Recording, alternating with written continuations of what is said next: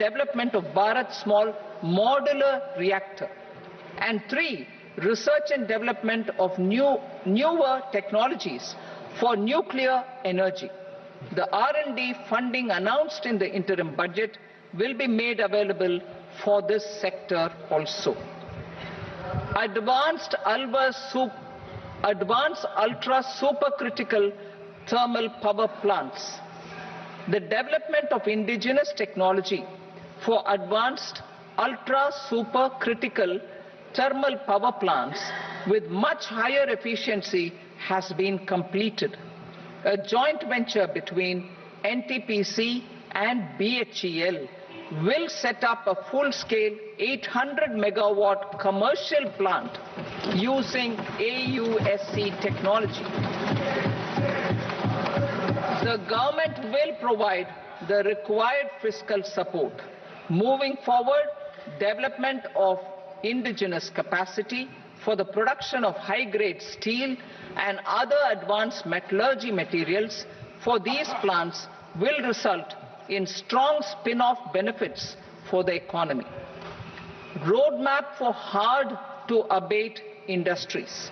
A roadmap for moving the hard-to-abate industries from energy efficiency targets to emission targets will be formulated. Appropriate regulations for transition of these industries from the current perform, achieve and trade mode to Indian carbon market mode will be put in place. Support to traditional micro and small industries.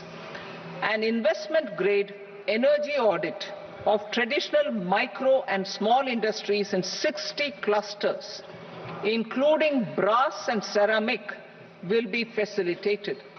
Financial support will be provided for shifting them to cleaner forms of energy and implementation of energy efficiency measures.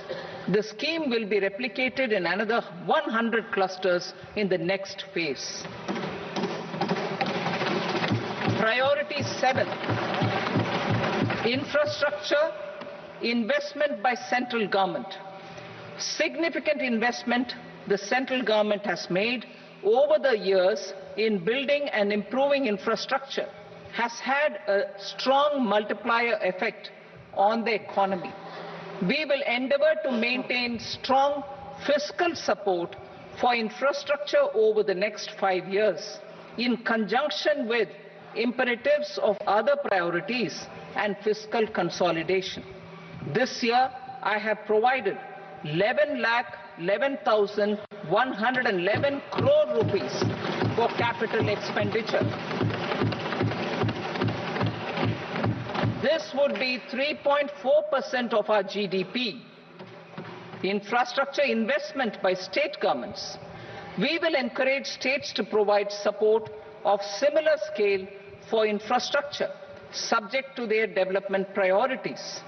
The provision of 1.5 lakh crore rupees for long-term interest-free loans have been made this year also to support the states in their resource allocation. Private investment in infrastructure. Investment in infrastructure by private sector will be promoted through viability gap funding and enabling policies and regulations. A market-based financing framework will be brought out. Pradhan Mantri Gram Sadak Yojana.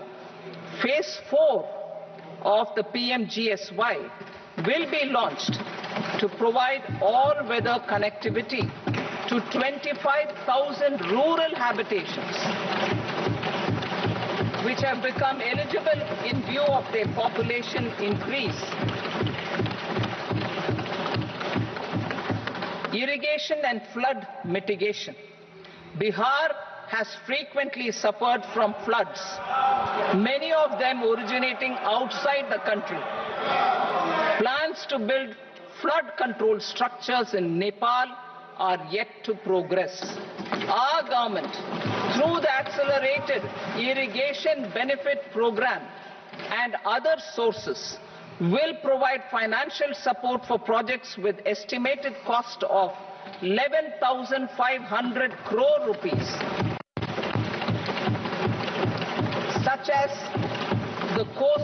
Meechi intra-state link, and 20 other ongoing and new schemes, including barrages, river pollution abatement, and irrigation projects.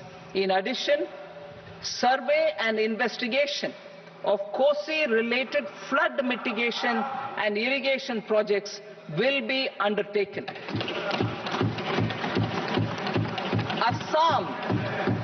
Assam grapples with floods every year by the Brahmaputra River and its tributaries originating outside India. We will provide assistance to Assam for flood management and related projects.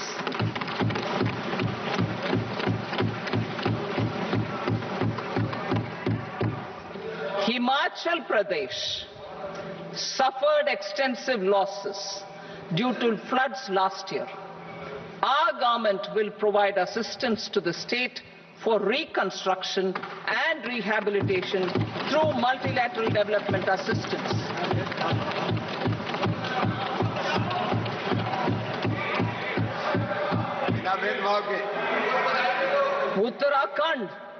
Uttarakhand too suffered losses due to cloudbursts and massive landslides. We will provide assistance to the state. Recently, Sikkim witnessed devastating flash floods and landslides that wreaked havoc across the state. Our government will provide assistance to the state. Tourism has always been a part of our civilization.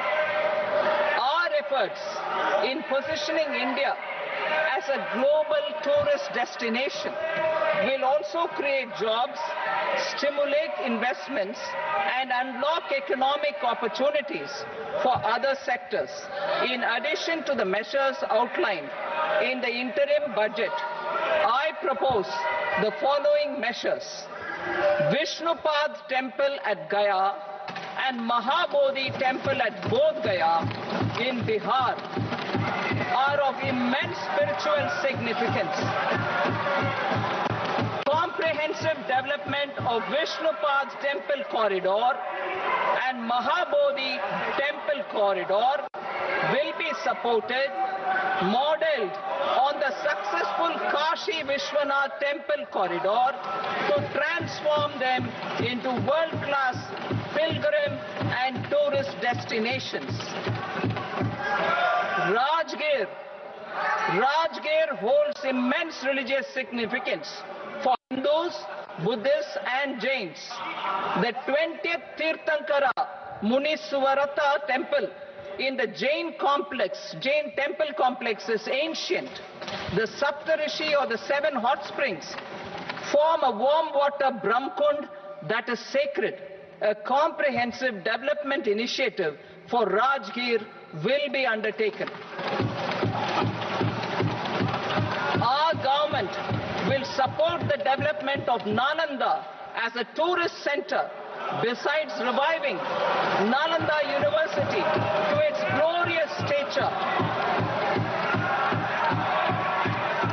Odisha's scenic beauty, temples, monuments, craftsmanship, wildlife sanctuaries, natural landscapes, and pristine beaches make it an ultimate tourism destination. Our government will provide assistance for their development to Odisha as well. Priority 8, innovation, research and development. We will operationalize the Anusandhan National Research Fund for basic research and prototype development. Further, we will set up a mechanism for spurring private sector-driven research and innovation at commercial scale with a financing pool of 1 lakh crore rupees in line with the announcement in the interim budget. Space economy. With our continued emphasis on expanding the space economy by 5 times in the next 10 years, a venture capital fund of 1,000 crore rupees will be set up. Priority 9, next generation reforms. Economic policy framework.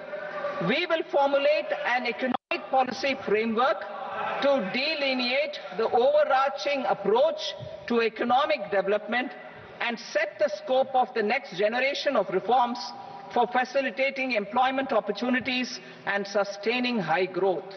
Our government will initiate and incentivize reforms for 1. Improving productivity of factors of production, and 2. Facilitating markets and sectors to become more efficient. These reforms will cover all factors of production, namely land, labor, capital, and entrepreneurship, and technology as an enabler of improving total factor productivity and bridging inequality.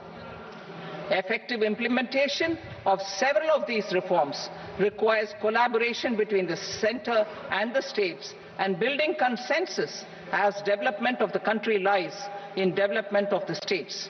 For promoting competitive federalism and incentivizing states for faster implementation of reforms, I propose to earmark a significant part of the 50-year interest-free loan.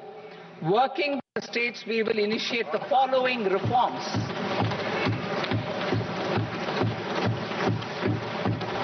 Land-related reforms and actions, both in the rural and urban areas, will cover land administration, will cover 1. Land administration, planning and management, and 2.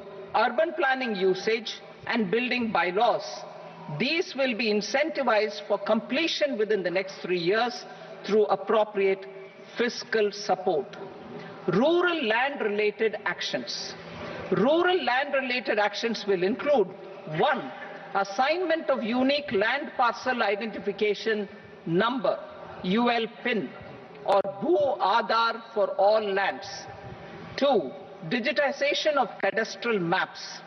3. Survey of subdivisions, survey of maps